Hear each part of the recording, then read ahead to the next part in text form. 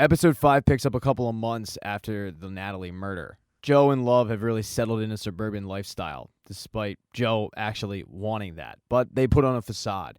When they go to therapy, they tell the therapist that everything's great, including their sex life, which isn't. Fact is, the couple has gotten extremely boring. The one thing that Joe finds love in is taking care of the lawn. I mean, he's gone full dad. But out of all the things about his new life that really pisses him off, it's the fact that Love decided to have Sherry Conrad be her best friend. She hired Sherry to take some photos of the couple for party invitations. They're going to send it out in the hopes that they can get Henry into the prestigious preschool in the area. But as they're doing the photo shoot, Joe realizes just how much Love has changed. She used to hate this stuff. When the photo shoot is over, he has to head to work at the library. And as soon as he walks in, Marion and Dante start making fun of him because he looks ridiculous. But Marion suddenly has a wave of inspiration. She's entering this illustration contest, and something about Joe that day inspires her. So she takes him into an office and starts to sketch. And Joe and Marion's relationship is going wonderful. They're really getting along. Joe ends up finding out that she's actually from Paris, although she doesn't have an accent. He tries to pry a little bit more into her life, but she says, there's not really much to tell. The more the talk, though, the more he becomes infatuated. Gets so far as he actually has a fantasy where he kisses her, but he does stop himself, saying, no, you can't do this. He realizes that being drawn to Marion is just a symptom. The real problem is him. Now the question is, how does he fix this problem? Joe is doing his best, though, to try to fix it. He's trying to fit in. He's doing everything Love wants, including agreeing to a dinner party with Sherry and Carrie, who he can't stand because Carrie's such a dude. But the way that Joe looks at it, happy wife, happy life. And if this is what she needs to make Henry's party a success, then he's willing to do it. Love goes to get some wine and starts pouring Sherry a glass when they see out the window that Theo has come back. And Sherry has heard through the grapevine that he's on probation from school. He showed up to a midterm drunk, and this is a history with him.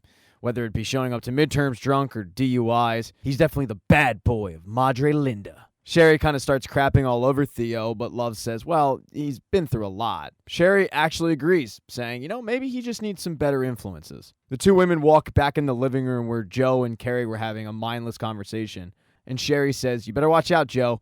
Carrie might drag you on his hunting trip tomorrow, make you a better man. And Carrie says, yeah, Joe, there's a spot with your name on it. Joe tells them that sounds great, but, we have Henry's party. And he looks for Love for confirmation, but Love says, no, go. Me and my mom can do it. So now Joe is stuck going to this party. Love then hears a knock at the back door, and when she goes to answer it, she's surprised because it's Theo. Theo had made up an excuse to come over and see Love. So after they're done with the BS, Love asks him, are you okay? And Theo gives a never better, but it's not all that convincing.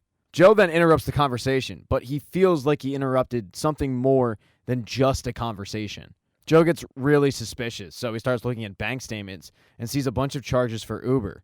And when he asks Love about them, she admits that she does call Theo some Ubers from time to time when he texts her that he's drunk. She chalks it up to someone needs to look out for this kid because nobody is. But that does make Joe pretty uncomfortable. He asks Love, is there something else you're not telling me? And she tells him about the kiss. Joe gets into a fit of rage. And Love tells him, I shut it down. But Joe screams, oh, that's shutting it down? Ordering him Ubers? You make me feel like there's something wrong with me, and I've done everything you've asked when you've been lying to me this whole time. Love just looks at him and says, you're clearly not happy, so I hope this weekend helps you get your shit together. The next day, Joe heads off with a bunch of the other husbands into the woods, and this is Joe's absolute personal hell. He doesn't want to be out in nature, and he certainly doesn't want to be out in nature with Carrie's douche crew. But as they're walking up to the base camp, one of the husbands actually tells Joe that Carrie's trips, like the one that they're on, help save his marriage. Joe, though, is pretty skeptical, especially when he gets to base camp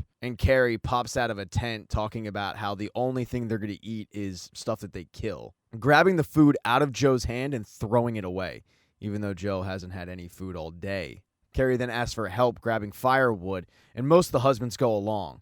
Everybody except Andrew's husband, Jackson. And Joe turns to him and says, do you actually like this stuff? And Jackson sits down and explains that Henry hasn't reached the terrible twos or the crappy four, whatever you want to call them. But sometimes it's good just to get out there in the middle of nowhere and scream.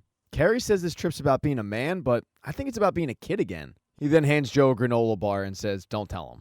That night, Carrie and the crew end up making a fire and Carrie goes through the rules. The only thing they're going to eat, they have to kill. If you have a problem with a fellow hunter, you have to settle it by fighting. There's also no shirts. There's no cell phones as well. And the most important rule, there really aren't any rules. Other than those that were just laid out, of course. They all rip off their shirts and start screaming these primal screams. Joe, the whole time, is extremely uncomfortable. This isn't him. He thinks to himself, if this is my pack, then I'm meant to be alone.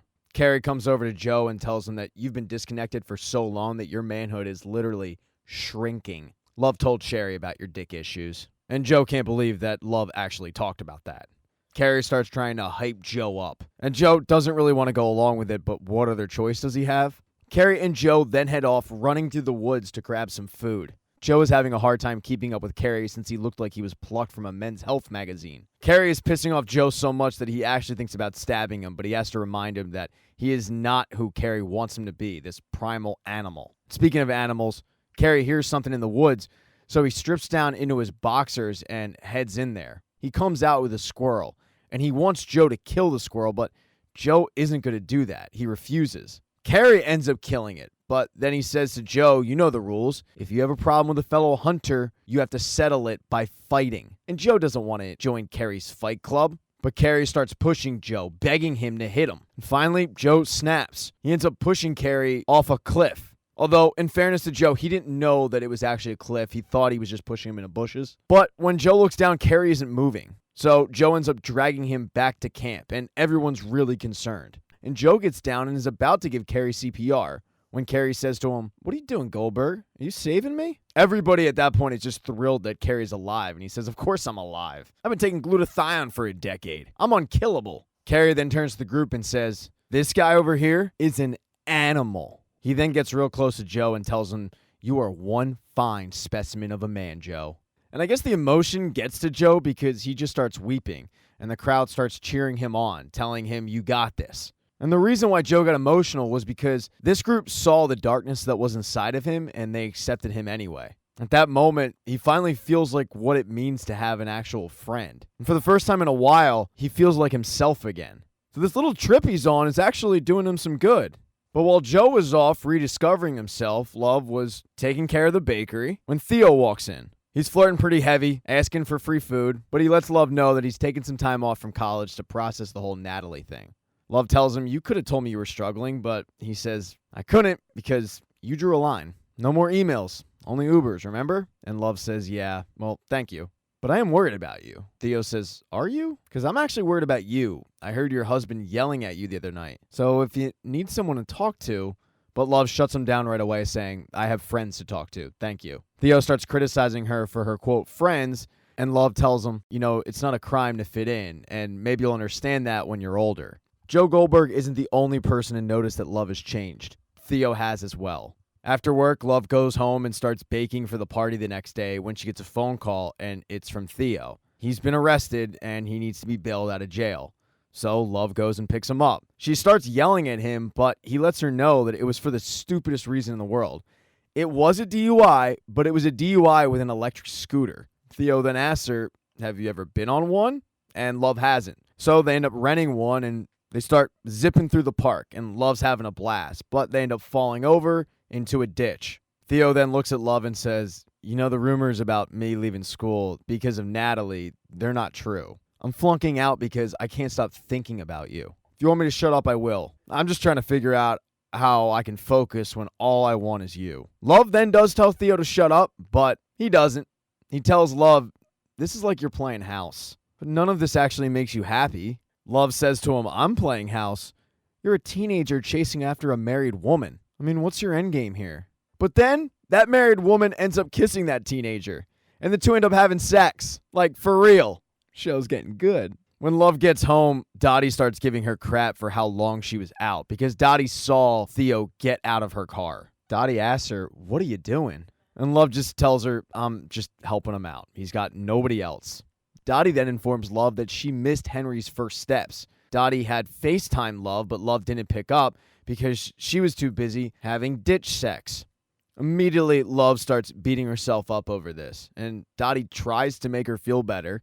And somehow Love starts blaming Joe for her problems, but Dottie says, you can blame Joe all you want, but you liked Joe when he was a problem. because you like to fix problems. You want to be the hero. You want to save somebody. It's the dynamic you had with your brother. So let me be blunt. Grow up. That boy is going to distract you from your son. Deep down, Love knows that Dottie's right. So when Theo texts her hi, she says, never again. Find somebody your own age. The next day is Henry's party. It's all set up when Joe comes back and gives Love a giant hug. Joe apologizes to Love for how he acted. Love apologizes to Joe for keeping things from him. And that night, after all the party guests leave, Joe Goldberg is a beast in the sack. He gives it to her way better than a 19-year-old college boy ever could. But as they're having pillow talk, the alarm at the bakery goes off. Joe reassures her it's probably a glitch, but I'll go check on it. And he leaves the house. And this whole thing was actually set up by Joe. He set it up as an excuse to leave the house. He knows that there's an animal inside him. He knows he can't cage it. He just has to contain it. So he parks his car outside of the library and waits for Marion to come out, tailing her. He swears he's not going to do the social media dig. He's not going to have boxes. He's just going to follow her. That's it. Because Joe tells himself that he's felt more alive these past few days watching Marion than he's felt in a long time. He knows that juggling Marion and Love is a little bit confusing, but he's up for the challenge. He promises that Love won't find out because he knows that she can't. He's just going to be careful. So Love is on her way to losing her husband. And when she looks outside, she's kind of already lost her teen heartthrob there because he's outside in his backyard getting mouth fun from some girl his own age. Thank you so much for checking out this recap. Please consider subscribing to the channel. Hit thumbs up if you liked it. Smash that thumbs down button if you thought this sucked. Make sure to be nice in the comment section. If you don't see the next video up in the end screen there, I'll get it up in a few days, not to worry. And I have merchandise, so go buy a mug or something. It's never too early to think about Christmas gifts, folks. But once again, thank you for checking out this recap.